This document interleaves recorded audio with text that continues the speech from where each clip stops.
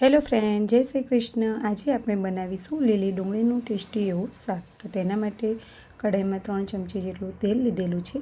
તેમાં જીરું અને હિંગ એડ કરીશું અને તે થોડું સંતળાઈ જાય ત્યારબાદ તેની અંદર આપણે લીલા મરચાં ઝીણા સમારીને રાખ્યા હતા તે તેની અંદર એડ કરી લઈશું.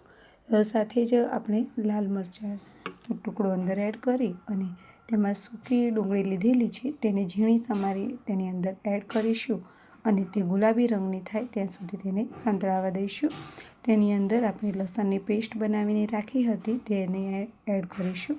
બરાબર મિક્સ કરી લેવાનું અને તેને સરસ એવું ગુલાબી રંગનું થાય ત્યાં સુધી સંતળાવા દઈશું.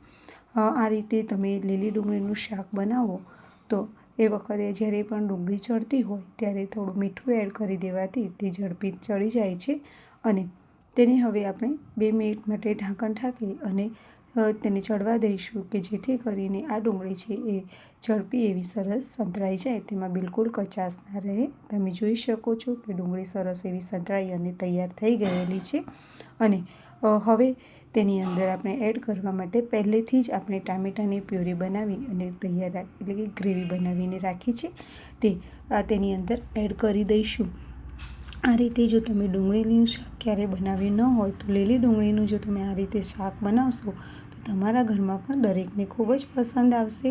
તો આ રીતે તેની અંદર ગ્રેવી એડ કરી દઈશું અને તેને પણ બરાબર મિક્સ કરી દઈશું કે જેથી કરીને જે ટામેટાનો ભાગ છે તે પણ સરસ રીતે ચડી જાય તો તેને કચાશ પણ ના રહે અને તેનો ટેસ્ટ પણ ખૂબ જ સરસ એવો આવે. તેની સાથે જ આપણે જે રેગ્યુલર મસાલા છે જેવું કે હળદર, મીઠું, મરચું અને ધાણા જીરું પાવડર તેને આપણે 10 મિનિટ આ રીતે પલાળી અને પેસ્ટ બનાવીને તૈયાર રાખેલી હતી તે તેની અંદર હવે એડ કરી દઈશું. આ રીતે પેસ્ટ બનાવી અને તેની અંદર એડ કરવાથી તેનો કલર અને ટેસ્ટ બંને ખૂબ જ સરસ આવે છે.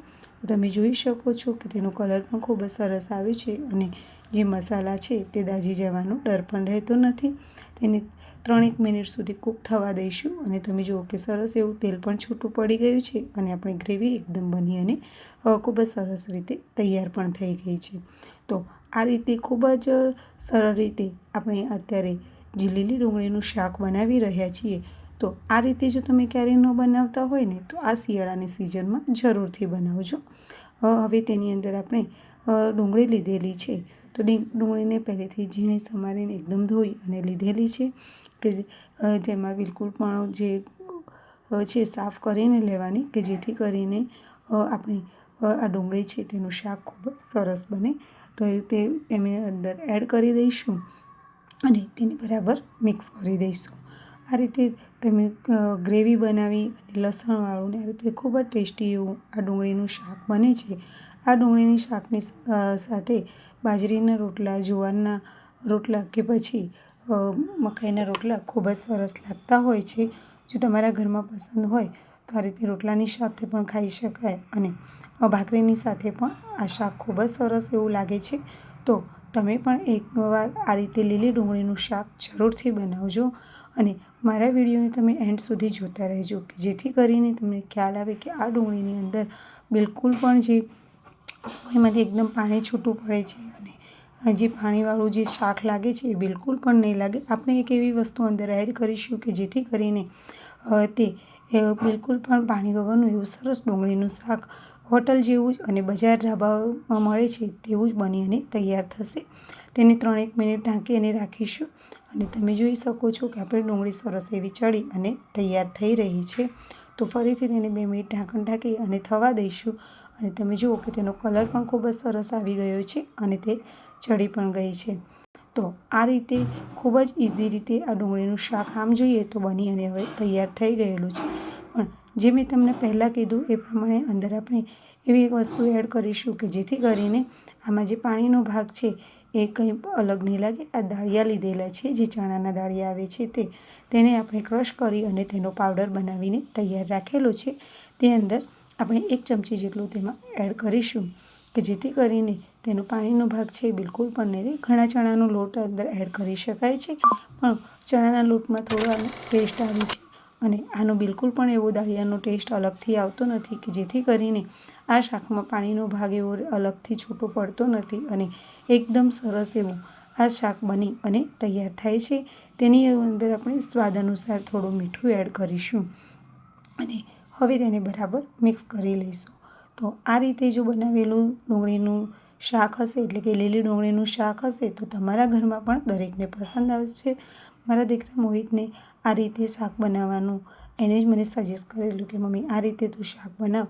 તો અમે આજે એની પસંદ અનુસાર આ રીતે શાક બનાવેલું છે. મીઠું થોડું ઓછું લાગતું હતું એટલે મેં ફરીથી થોડું અંદર મીઠું એડ કર્યું છે અને તેની સાથે જ મેં અંદર હવે ગરમ મસાલો એડ કરેલો છે. તો આ રીતે તેનો ટેસ્ટ પણ ખૂબ જ સરસ વધી જશે. તમે જોઈ શકો છો કે પાણીનો બિલકુલ પણ ભાગ રહેલો નથી અને એકદમ સરસ એવું ઘટ આપણું શાક બની અને તૈયાર થઈ ગયેલું છે. જે હોટલ રેસ્ટોરન્ટમાં મળતું હોય છે તેવું શાક બની અને તૈયાર થઈ ગયેલું છે. જો એને દેખાવ પણ એટલો સરસ છે, તેટલો તેનો ટેસ્ટ પણ ખૂબ જ સરસ છે અને તેની સ્મેલ પણ ખૂબ જ સરસ આવે છે કે જેથી કરીને દરેકને આ બની જાય તો ગરમા ગરમ ખાવાની મજા પડી જાય એવું ટેસ્ટી અત્યારે શાક બની અને તૈયાર થઈ ગયેલું છે. તેને સર્વિંગ ડિશમાં લઈ અને સર્વ કરી લઈશું.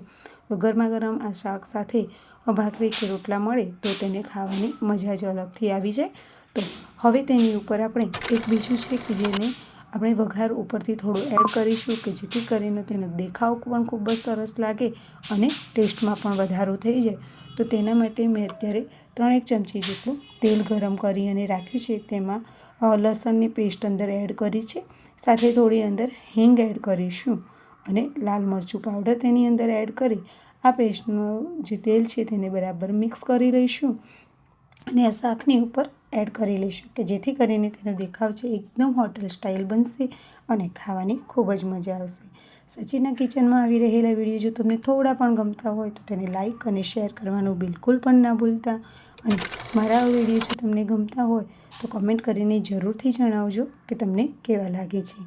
યુટ્યુબ ઉપર જે સચિના કિચન નામની મારી જે ચેનલ છે તેને અત્યાર સુધી જો સબસ્ક્રાઈબ ન કરી હોય તો જરૂરથી સબસ્ક્રાઈબ કરી લેજો કે જેથી કરીને આવા નવા વિડીયો સાથે આપણે દરરોજ મળતા રહીએ અને સૌપ્રથમ મારા આ વિડીયો તમને જોવા મળે.